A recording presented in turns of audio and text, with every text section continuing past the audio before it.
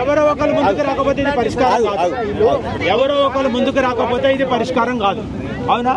మొండిగా మీరు కూర్చున్నా, మొండిగా వాళ్ళు కూర్చున్నా, మొండిగా మాకు సంబంధం లేదని మేము పోయినా ఇది పరిష్కారం కాదు. పరిష్కారం అదే చెప్తున్నా. మీరు అందరు కలిసి ఇన్ రిటర్న్ గా రాసివ్వండి. అదే చెప్తున్నా. అందరు సంతకాలు పెట్టండి. ఆ పేపర్లను ఖచ్చితంగా మేము సీఎంఓ ఆఫీస్కు మేమే పంపిస్తాము. మీ డిఓ గారి మీద, ఎంఈఓ గారి మీద మీకు నమ్మకం లేదంటారు కాబట్టి మేమే లెటర్ కొట్టి పంపిస్తాం. వారం రోజుల్లో మీరు ఇప్పుడు ఏవైతే మెయిన్ ఎలిగేషన్స్ ఏవైతే చెప్పిర్రో అవి పరిష్కారం కాకపోతే ఖచ్చితంగా మీరు మళ్ళీ మీ ధర్నా చేసుకునే అధికారం ఉంది. లేదంటే పోలీస్ స్టేషన్కి రండి. లేదు అని అంటే సీఎంఓ ఆఫీస్కి వెళ్ళొచ్చు.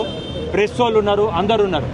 ఇంకోటి, మిమ్మల్ని ఇంత ధర్నా చేశారు కాబట్టి మిమ్మల్ని ఏమైనా టీచర్స్ అంటారు అని అంటే ప్రతిరోజు ఉదయం సాయంత్రము మా పోలీసు వాళ్ళను పోలీస్ స్టేషన్ మీ స్కూల్కి పంపిస్తాము. మీరు కలవండి. మీరేదన్నా వాళ్ళ ముందర కాదు. అదే చెప్తున్నా తల్లి, అదే చెప్తున్నా.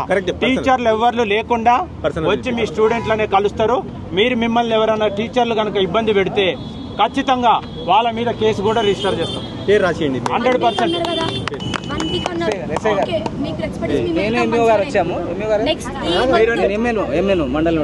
ఇప్పుడు డిఓ గారు మాట్లాడుతున్న కాలేదు.